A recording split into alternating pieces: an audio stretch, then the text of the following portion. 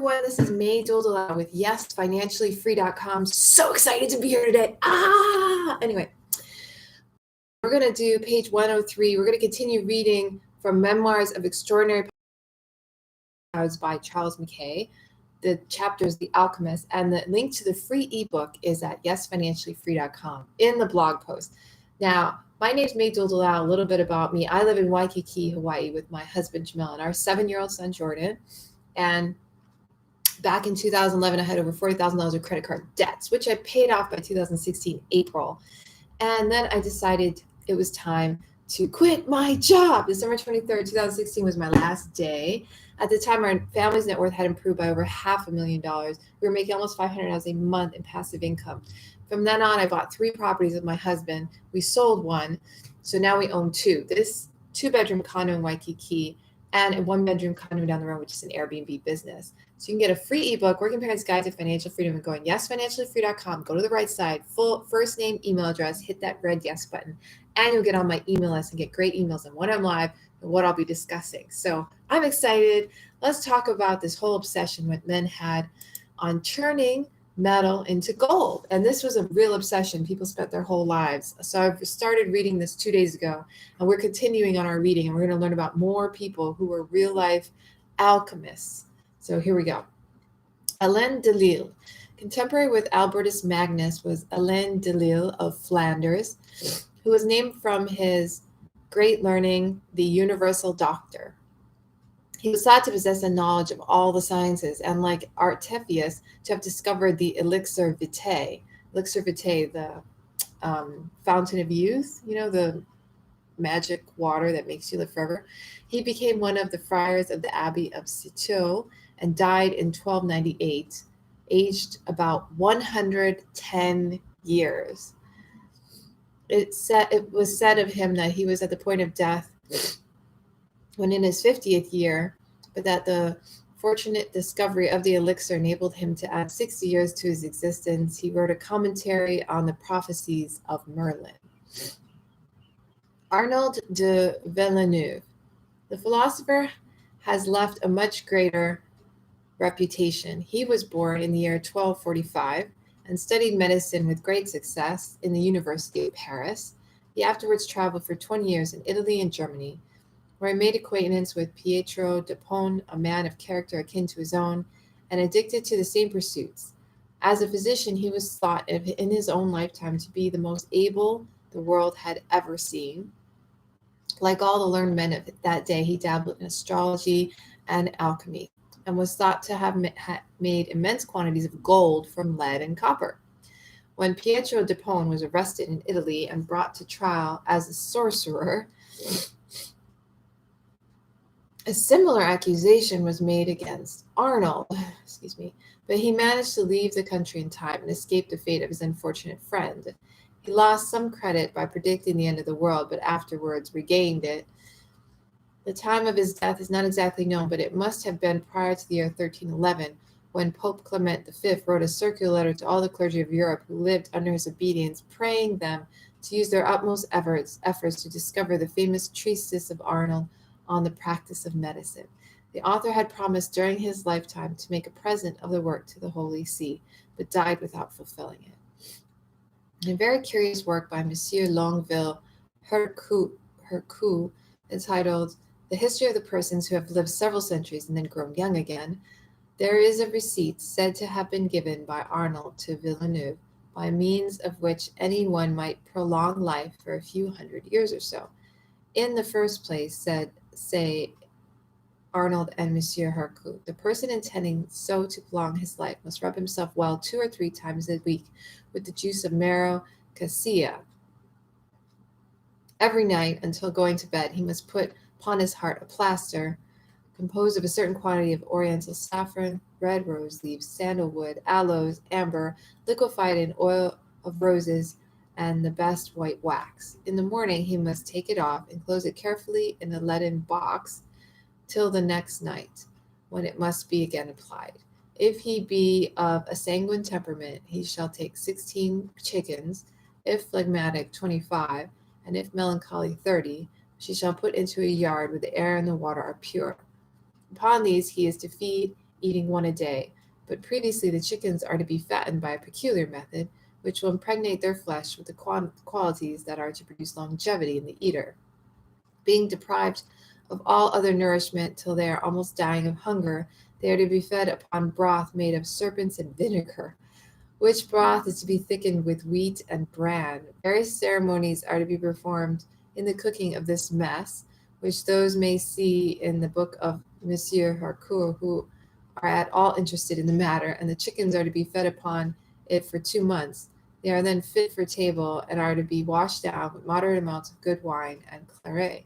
This regimen is to be followed regularly every 7 years, and anyone may live to be as old as Methuselah.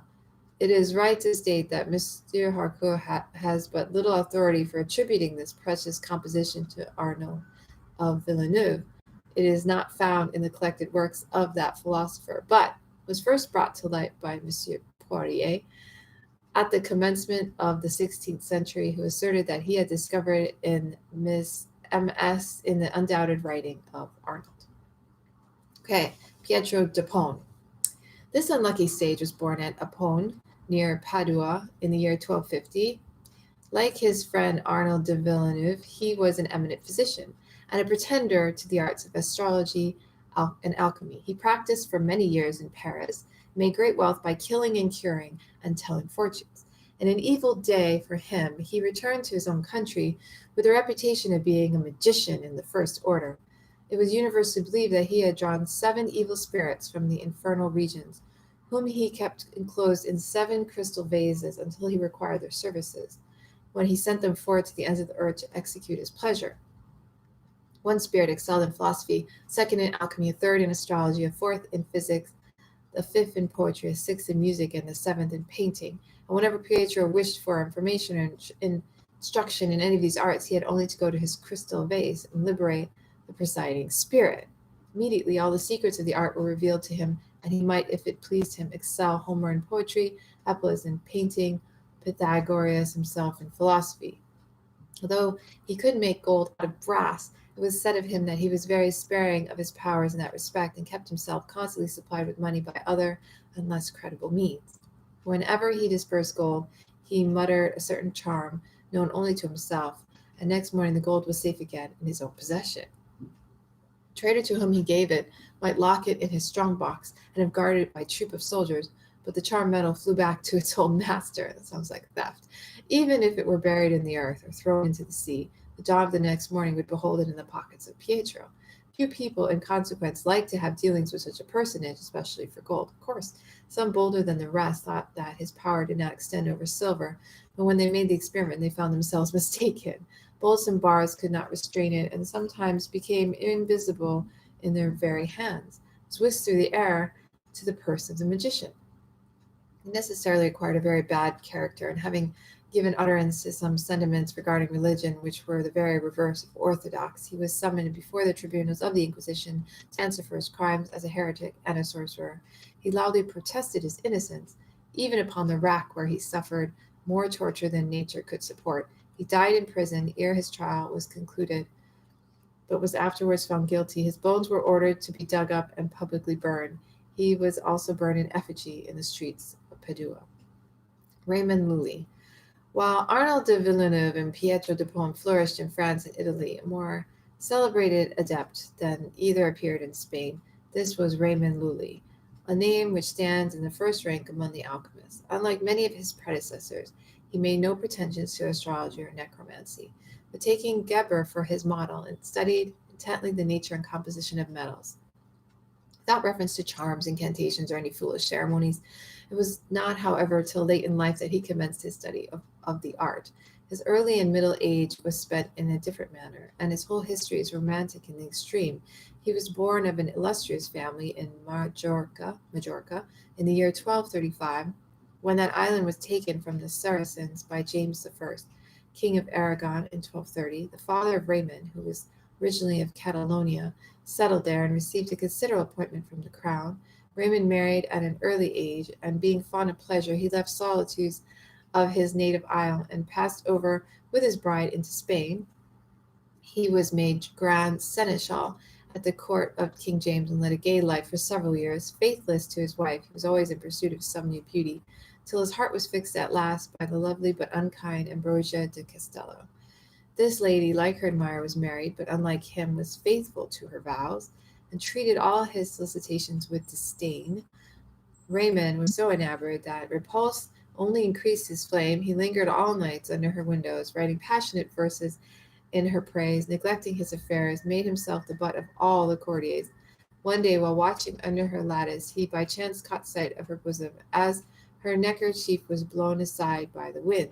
The fit of inspiration came over him, and he sat down and composed some tender stanzas upon the subject, and sent them to the lady. Fair Ambrosia had never before condescended to answer his letters, but she replied to this. She told him that she could never listen to his suit, that it was unbecoming in a wise man to fix his thoughts and conquer the unworthy passion which he had suffered to consume him. She, however, offered, if he wished it, to shew him the fair bosom which had so captivated him. Raymond was delighted. He thought the latter part of this epistle, but ill considered the former, that Ambrosia, in spite of the good advice she gave him, had at last relented, made him as happy as he desired.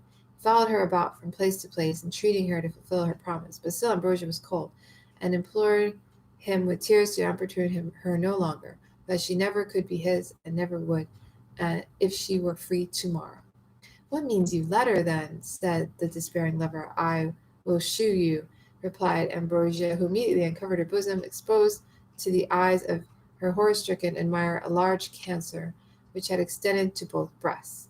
She saw that he was shocked, and extending her hand to him, she prayed him once more to lead a religious life, set his heart upon the Creator, and not upon the creature.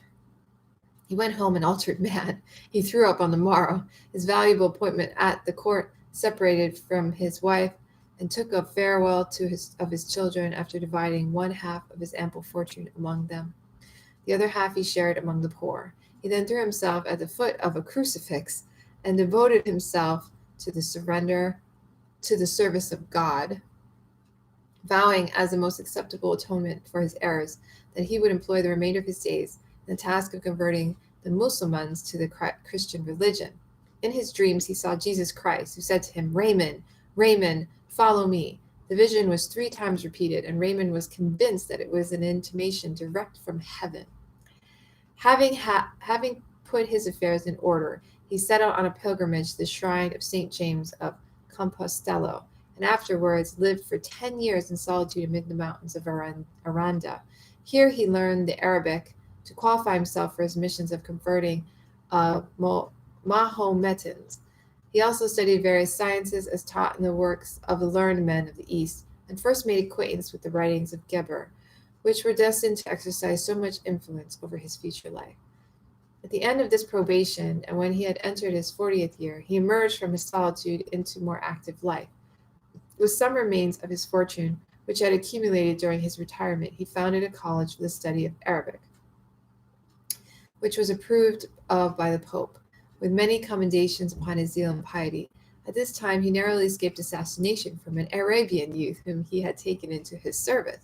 Raymond had prayed to God, in some of his excess of fanaticism, that he might suffer martyrdom in his holy cause. Servants had overheard him, and being as great a fanatic as his master, he resolved to gratify his wish, and punish him at the same time for the curses which he incessantly launched against Mohammed and all who believed by him, by stabbing him to the heart.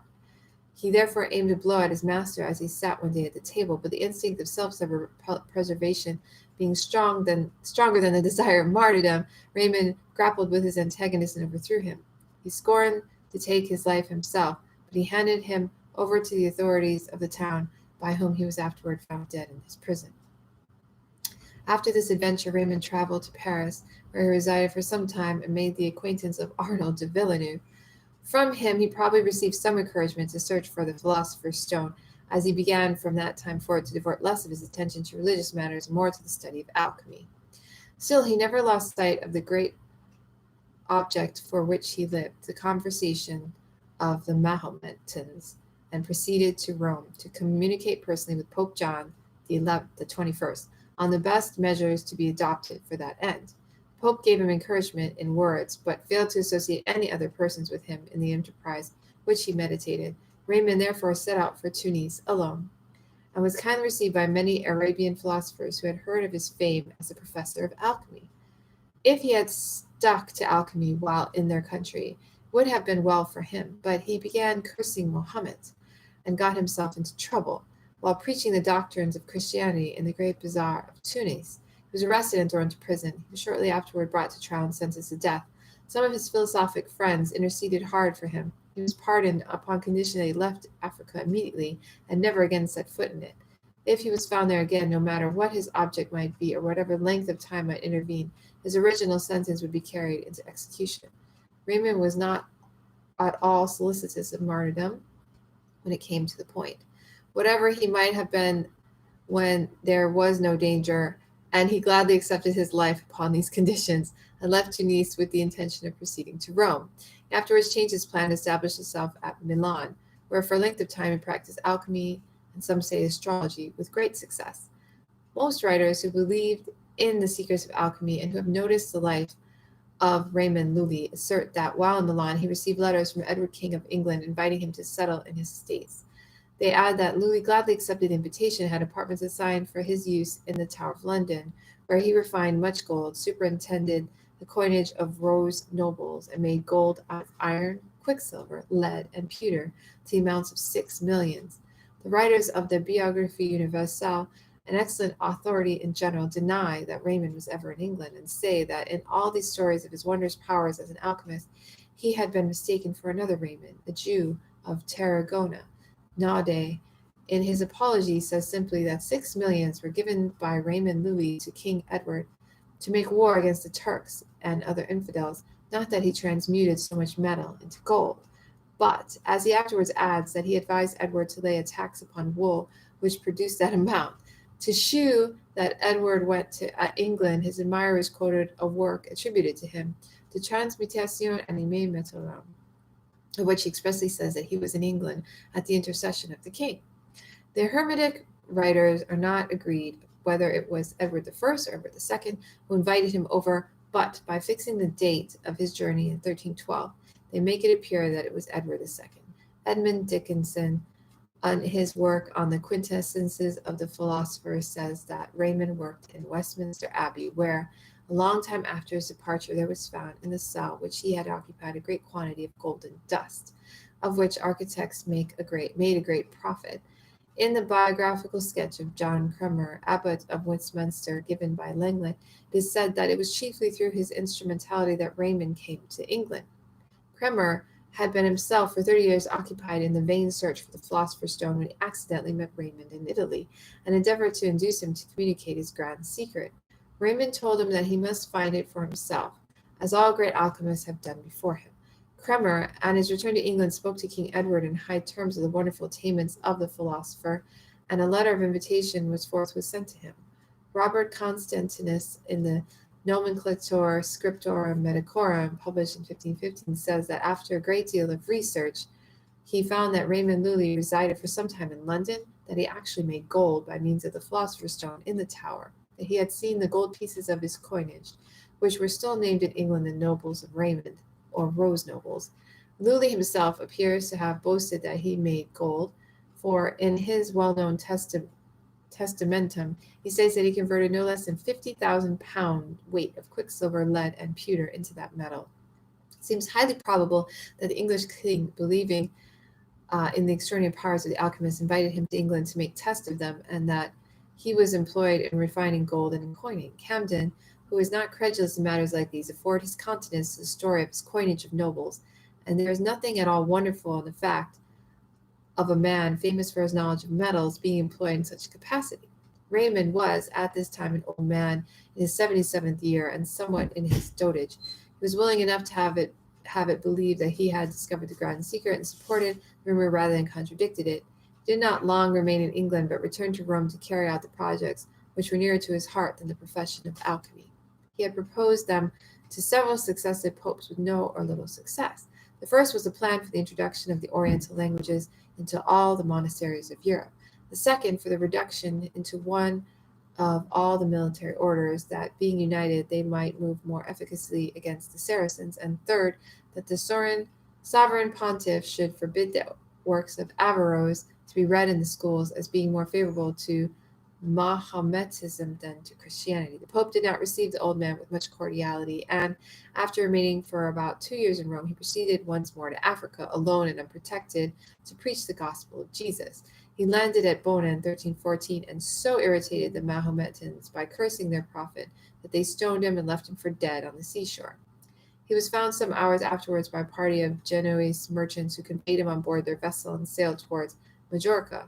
The unfortunate man still breathed but could not articulate. He lingered in his state for some days and expired just as the vessel arrived within sight of his native shores. His body was conveyed with great pomp to the church of St. Eulalia at Palma, where a public funeral was instituted in his honor. Miracles were afterwards said to have been worked at his tomb. Thus ended the career of Raymond Lully, one of the most extraordinary men of his age, and, with the exception of his last boast about the 6 millions of gold, the last inclined to quackery of any of the professions of alchemy, his writings were very numerous and include nearly 500 volumes upon grammar, rhetoric, morals, theology, politics, civil and canon law, physics, metaphysics, astronomy, medicine, and chemistry. Okay, we're going to stop here. Next time, tomorrow, we're going to read about Roger Bacon. All right, have a great day, guys. Aloha, and I'll see you again tomorrow. If you're on YouTube, please subscribe to the channel and you get a notification when I'm live next. Have a great day. And if you're on Facebook,